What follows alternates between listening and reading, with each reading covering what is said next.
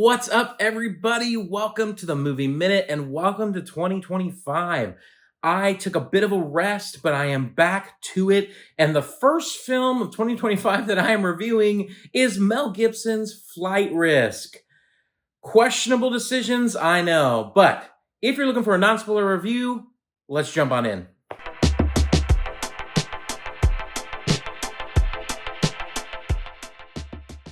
All right, so let's talk about Flight Risk. I was super irritated with this movie when I first saw the trailer because it's just one of those movies that gave away almost everything in the trailer. And so I normally show a lot of the trailer during my reviews. I'm probably going to show a little bit less this time around because it does spoil the movie. This is Mel Gibson's return to directing.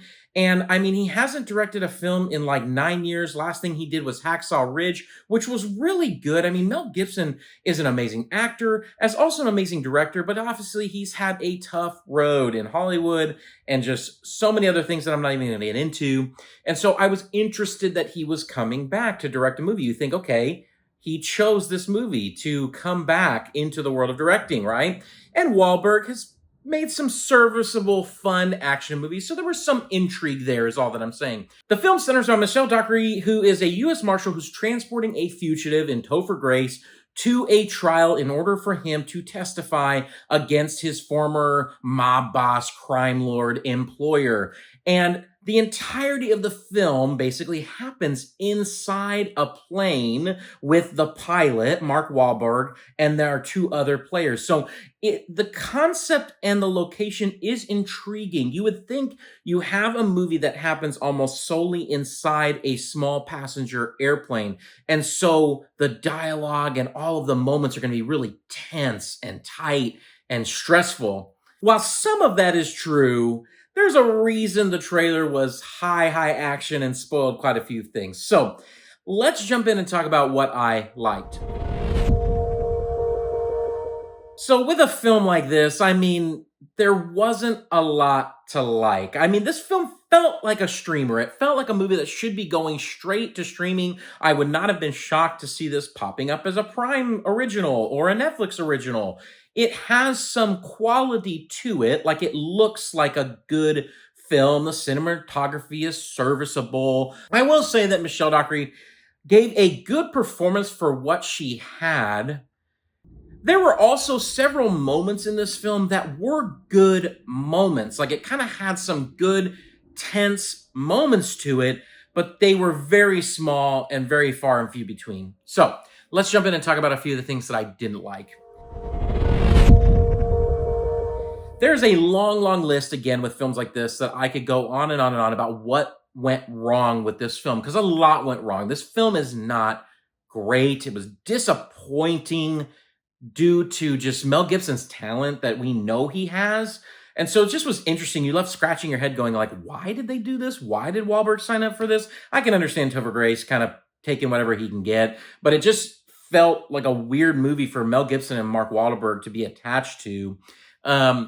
So I'll settle on the true problem of this entire film, which you probably already all know. If you're a fan of my channel, you know where I'm going with this, and that is the writing. The script had to be a mess on this. There just wasn't any great setups and payoffs in this film. I think when you're in a tight space, like when you are directing a film or when you're writing a film that happens in a very small space, you expect the dialogue to be top-notch. You expect the storytelling to be top-notch. You have to be intrigued. If you guys have ever seen Drive with Ryan Gosling, that's a movie where so much happens in a tight space, and it's incredible. It's tense, it's sharp, the dialogue hits every single little beat. There's a lot of subtext.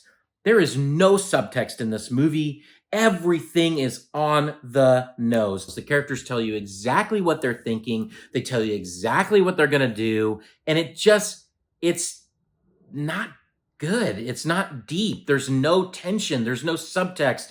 And it really struggled. And that's because it was a first-time writer. The guy that wrote this, it's his first feature film. And so, I mean, good on him for getting this movie produced, but it just was lacking in so many places.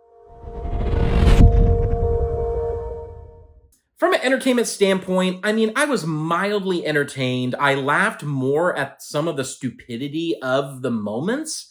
So, I mean, I'd probably give it a 5 out of 10 for entertainment. It was just run of the mill, right in the middle, not good, not terrible, but just disappointing.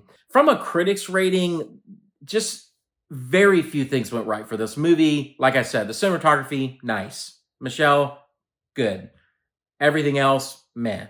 So from a critics rating, I'd probably give it a 4 out of 10. It just wasn't good. So averaged out 4.5 out of 10 for Flight Risk, which is so disappointing. So from a badge rating, I mean, I hate starting off my year this way, but this is definitely a dumpster fire. And I think a lot of people might argue that. I think people will enjoy this film to a certain degree if you watch it in streaming and you wait for it to hit a streaming platform. And I can see because your expectations are a little bit lower for streaming movies. You've already paid your price for your subscription service, your streaming service, and you're expecting to kind of turn something on and do other things while you watch this movie. But it just isn't good. I couldn't give it a couch potato. I had to give it a dumpster fire because that's what it was. It just didn't work in a lot of spaces. And it's kind of laughably bad, which might end up making it kind of good in the long run with some people, but not with me. At the end of the day, this was just a disappointing return for Mel Gibson to directing and also a poor choice for Mark Wahlberg to star in. It just wasn't great. And I just tell you, hey, no need to go out and catch this. Definitely not worth the theater price. If you saw Flight Risk, jump down in the comments. Let me know what you thought because I wasn't impressed and I'd love to hear your thoughts on this film.